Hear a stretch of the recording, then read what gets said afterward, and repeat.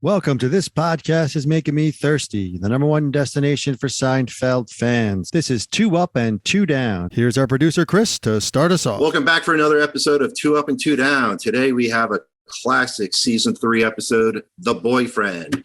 And to start everything off, we're going to go over to Tony for your first up. Yeah, I mean, I almost think we need to give 3 ups for this episode and you know, because it's an hour long, but that's neither here nor there. We didn't discuss that earlier. This is an hour long episode. I mean, I got a full page of ups, people. I don't even know where to begin. It is a lot here. We kind of started sooner than I was ready for, to be honest with you. My God, where do we start? I mean, if this counts as one up, I'm going to have to give it as one up. I mean, I'll give them the first interview of Mrs. Sokol as my up. Okay. You're talking about Costanza behind a desk. Always my favorite thing to do. This is early on. This is early on season 3. I mean, this puts Seinfeld on the map for a lot of people. This catapults into another stratosphere for a lot of people. I mean, we're talking about George looking and listening for it's not so much the looking, it's the listening. And, George going on about just George wearing that corduroy jacket in general. I mean, everything about this scene, just amazing. Just him going on about, I'm looking, I'm listening, Vandelay, and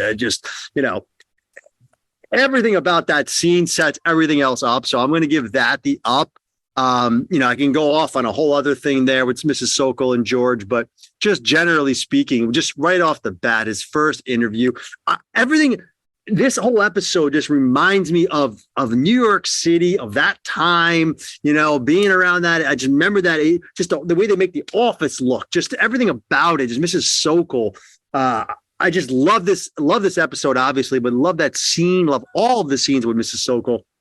But I'm going to just give the first one as my thumbs up. All right, let's go over to Chris now. What do you have for your first up here? Oh man, Mrs. Sokol, may she rest in peace. The whole thing with is this your daughter? You like baseball? The addressees. I mean, just remarkable, George. My first one up is going to be Jerry and Elaine one-on-one in Monks talking about him meeting Keith Hernandez. It's such a great conversation. If he waits a month, he's got a prayer. I mean, the conversation is if, Jerry's dating Keith Hernandez, and obviously Elaine's great line, Jerry, he's a guy. I mean, as good as it gets, like I said, when characters come together back at their home base, if you will, at Monks, after something big happens, obviously after playing the basketball and seeing Keith Hernandez, that conversation back with Jerry and Elaine, as good as it gets. To Tony's point, I got a page full of ups here, but that sets the tone for much of what's to come. The jealousy conversation, there's just a ton that it really sets the tone for. Yeah, it's an hour episode, but man, it's tight. So that's my first one up is that Jerry Elaine conversation. Him telling her about Keith. So, Tony, what do you got for your second up here? Yeah, I mean, I really want to just make clear that first up is just really Mrs. Sokol in general, I guess, right? It's all of those scenes, but I had to call one out. And to O'Hara's point, Jerry, obviously with Elaine is another one. My second up, again, we got a page of them, but my second up, I think, is going to be Mrs. Sokol's daughter and George. This one I have to call both dates out. I just both dates out. If I ever need a deal on a box of nails, I'll call you. Haven't had a Big Mac in years. George, I thought we were a team. I mean, are you kidding me? George and Mrs. Sokol's daughter, the date. It's when you call me when you get home. George just starts laughing. Will I call you when I get home? Will I call you when you get home? Of course I call you when I get home. I mean, the father-son picnic, everything about it. I mean, Mrs. Sokol's daughter is just a gem of a character. So good. Just, George, it's so good. George squirming in that car, just trying to get out of everything he can, and just bold dates, don't tell your mother about this. And, a hardware store. I mean, are you kidding me? I just wish we could give more ups, but I'm good. I have to get this one in there because I just crack up every time I watch George in that car with her, just going over everything. And she leans in for the kiss at the end. And George is just it's incredible scenes. So that's my second thumbs up. All right, the Sokols get enough. All right, Chris, what do you got for your second up here? Yeah, I mean, this episode has iconic scenes that kind of transcend television. I feel bad not mentioning them, but it's the minutia. It's the minutia I love. And, Tony mentioned this. It felt so New York. So I'm going to pivot to that. And it's when Kramer and Newman first meet Hernandez. It's just two fans. They don't care who. These are New York fans. They don't care who's in that apartment, right? They go right after him. And then what a 180 once they find out about that's McDowell. All's forgiven. Kramer wants to help him move. I mean, and this is after Kramer had that incredible reaction when Jerry told them that Keith wants him to move. So, I mean, what a 180 that happened there. I love that. I love when they met. I love the awkwardness of it, and then how it all turned around. And Jerry essentially broke up with him at that point, and then boom, here come Kramer and Newman to kind of save the day. It's just brilliant. So love that whole Kramer and Newman with Keith Hernandez. Who, man, God, it's called The Boyfriend, but we all call it the Keith Hernandez episode. Second one up. So the second part of this is the downs. Again, this is such a great episode. It's hard to come up with downs. So I'm interested to see what you guys have to say.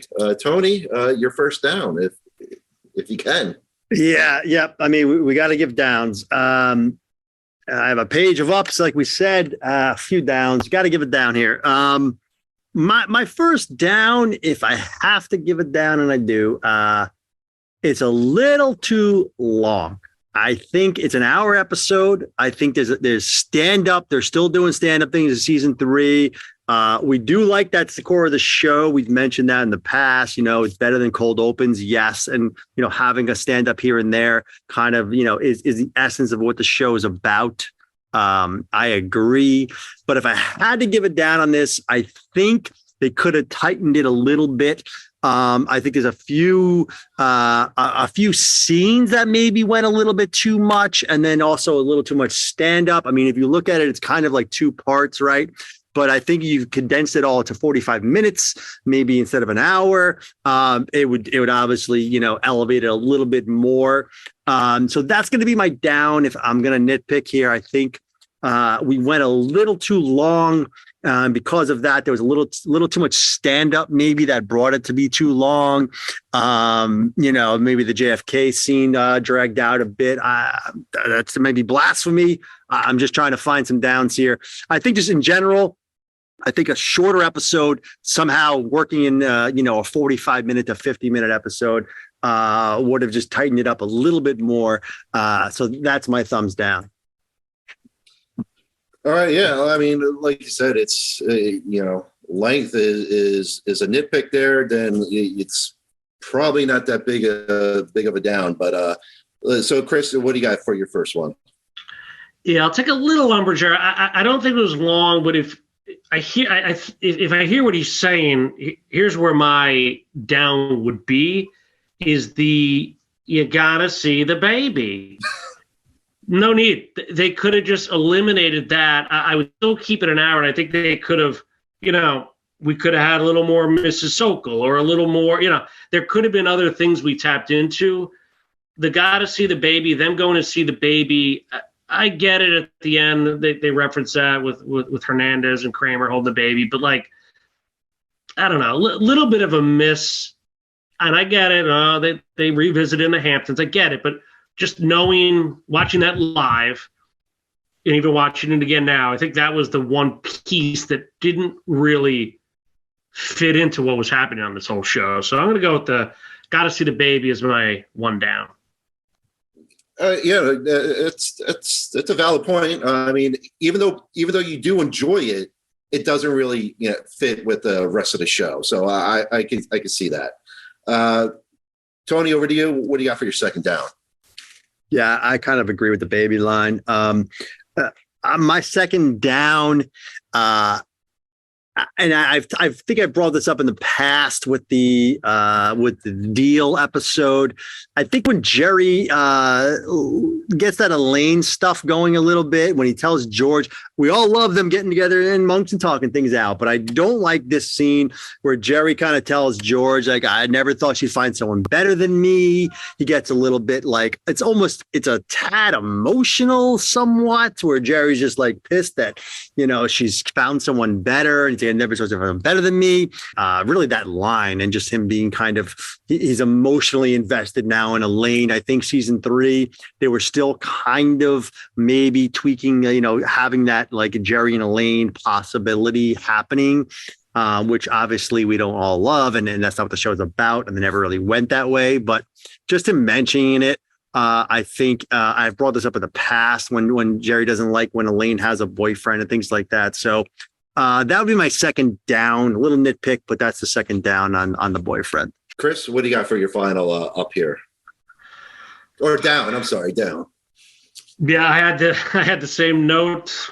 That's the problem going second. I was going to mention the same thing. Emotion, again, not part of what the show is about. And to get nitpicky, just some little throwaway lines I didn't love. When they're at the YMCA, George mentioning the plane crash. I don't know. Yeah. Jerry's face on that. Jerry gives that look.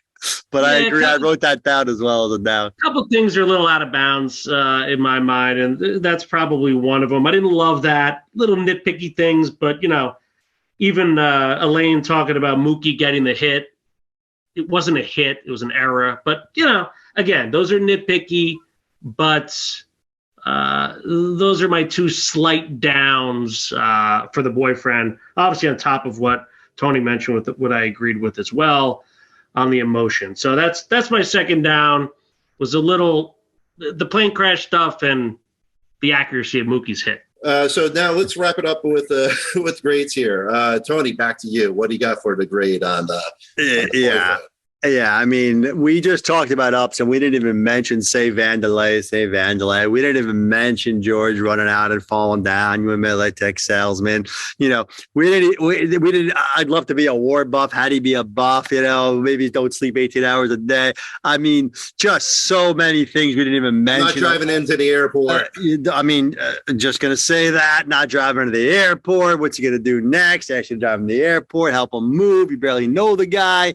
I mean, so many ups. I love Elaine. We didn't talk about Elaine after the date. O'Hara mentioned some of it, but I mean, there's some ups there too. With Mookie was there, and cookies. When Elaine says cookies, try to egg Jerry on. Fucking love that line. I can go back and forth to this episode a lot. I mean, we can nitpick it. We can say this. We can say that. We can put it in a top 10. We can put it in a top 20. I would not feel good about this if I didn't go on record as giving this an A+. I have to give it an A+. I've gone back and forth. I almost just gave it a solid A, but there's no way I could live with myself if I don't give this an A+.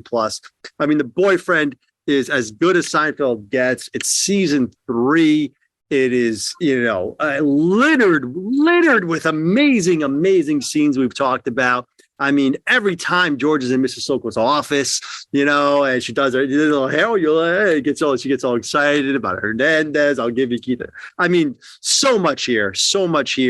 I don't love George going to the phone booth 3 times. Maybe I didn't mention it as a down, but come on, this is an A+. The boyfriend's an A+. No way around it. That's my grade. Wow. I feel like a proud father here because he wasn't this way a year and a half ago. I thought about an A, but I can't live with myself. I mean, there's episodes and there's the boyfriend. I mean, you didn't mention the chucker, sneak a peek. I even love the inner monologues when they're both in the car. I mean, this episode, you said it could have been too long. I wanted more. I mean, it was that great. DeSoto and Magellan. I mean, the conversation. Magellan's amazing. Magellan's my favorite sport. Unbelievable. Love it. This was the episode that I've said it for a long time now, was the launch pad. It took it to another level. It was season 3. I mean, God, everyone on all cylinders. Everyone. I mean, even George, the little kid with the cop, I didn't even mind that. That was pretty funny, right?